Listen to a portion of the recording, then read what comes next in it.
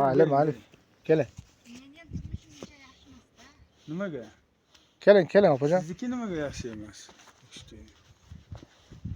Siz ham shu yerda yashaysizmi? O'sha xonadan qizi chiqib ketgan turmush. Qiz, Siz qaysi qishloqqa chiqqansiz?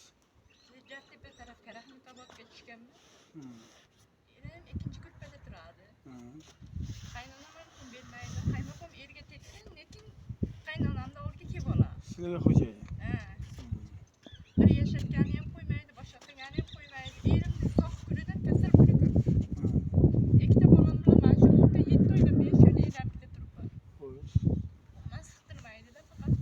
Eringiz nima deyapti eringiz? Nogironga. Yo, nogiron, tushundim, nogiron gapiradimi? Nogiron bo'lsa ham siz bilan, Erim ham faqat onasining tarafini oladimi? Onasining tarafini oladi. Yaqinda qaynonam bilan qaymoqam shunchalar foyda berdi, oxiri borib ukan olib keldi. Shu menga ham birlik bo'lsa, bir yordam bersalar. Yo, nima qilibsan, sen Ha. Qaysi qishloqdan dedingiz? Rahmatoboddan. Rahmatobod. Yuqori qishloq. Saroymi yo'q qishloq? Yuqori qishloq. Mahallaga ham aytdim, uchastkovoyga ham berdim. Hech qaysini hech narsa qila olmaysan deydi. Na bolalarimga kiyim kechak hech narsa. Uchastkovoy nima dedi? Urobdi deganingizga. Uchastkovoy sizlarga topshiraman. Uchastkovoydan bilganingni qil deydi. Qaynonam ham Nimaga? Mahalla ko'mi ham bizdan odamlar. Mahalla kom hammasiga ustunlik qiladi. Ya mana asosiga hech narsa qila olmaysan deydi. mahallakommi? Mahallakom kim? Qaynonam bilan qaymsing dedi. U qaysingiz qaysi qishloqqa turmushga chiqqan? Mana Qachib tarafga Mirzabog'longa turmushga chiqqan. Eri lekin xohlagan pulini tashlaydi. Bolalar Rossiyadami? Eri Rossiyada, Rossiya fuqarosi bo'lib ketgan. Lekin kelib Ovsunimga ham yashayotgani qo'ymadi, Ovsunim ham enasinikida yashaydi. Yo, mana opajon, kechirasiz. Bu masalan, o'zi qaynona kimni uribdi desa, to'g'rimi? Masalan, urib kun bermaydi. Shuni mahallakomga murojaat qildingizmi? 1 yildan beri murojaat qildim. Nima deydi mahallakom? Mahallakom kelib tushuntiradi, boshqa qiladi. Foydasi yo'q. Foydasi yo'q. Yordam so'rab boshqa qilib ish ochmoqchi bo'ldim. Qilmaysan dedi. Qaynonam ham qaymsingdim ham. Qaynonam avvalga hovlidan bitta xonacha ajratmayli dedi. Keyin qizi kelgandan keyin norozi bo'lib, ena bola urib boshqa qilib haydab yubordi. Uchastkovoyga murojaat qildingizmi? Urganlikda. Uchastkovoy nima dedi? Uchastkovoy ham hech narsa deya olmay ketdi. Hech qaysin xo'jayin emas, men olayim dedi. Nimaga sabab? Orden olib berish kerak uchastkovoy. Nima sizdan biron bir ayb o'tgan emasmi? Siz o'zingizga faqat bir tarafni qara olamang-da. O'zingizda ham agar biron nimangiz bo'lsa ayting. Meni aybim pul top deydi. Meni ikkita bachcham hozir uyga kirib ko'rgan bo'lsangiz, uxlayapti. Kichkina. Uxlayotgan ikkita bachcha. Kichkina hali. Erim ham ko'p kasal bo'ladi, ering kasal deydi, hamma ishni sen qilaman. O'li ish hammasini qilaman. Lekin faqat pul top. Pulni ustidan muammo bo'lib, uni chiqishtirmayapti. Ish topgani chiq ishga deydi-da, Ishga ham qayerga borishni bilmaysiz. Kunlik ishga o'zi kelinchak odam sharoit ro'zg'ordan ortmaysiz. Buni hozir apa mana bu syomkani nasib butun dunyo ko'radi buni. Bu YouTube'ga qo'yiladigan narsa buni desalar, masalan hozir bu kishi aytganda tangani bir tarafi bor, ikkinchi tarafi ham bor buni desani. Meni aybim mana shu haydab urganda lekin gap qaytardim.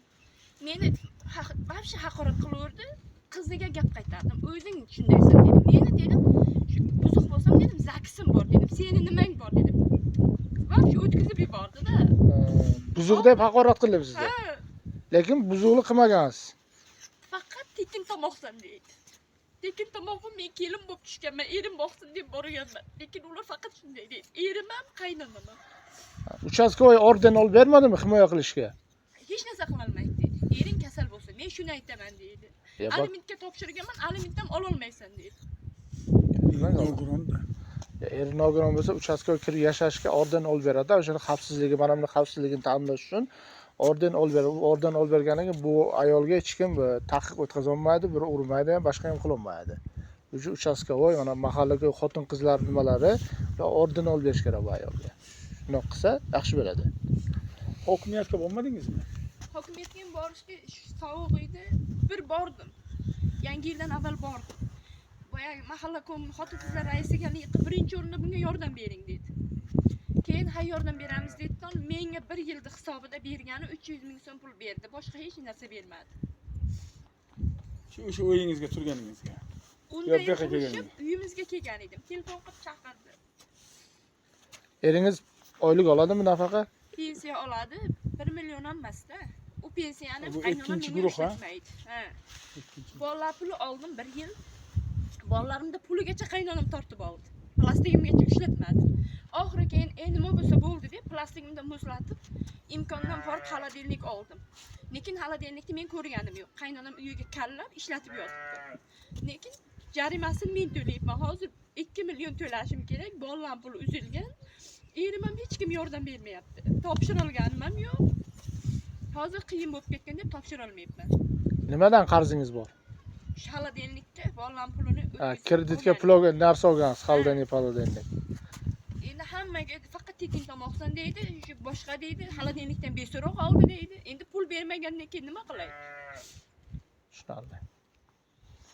Ha, nasib bo'lsa yaxshi bo'lib qoladi. Mana hozir butun nima ko'rib nasib bo'lsa buni kerakli odamlar, kerakli tashkilotlar xudo xolasa yordam beradi, umidga nasib bo'lsa.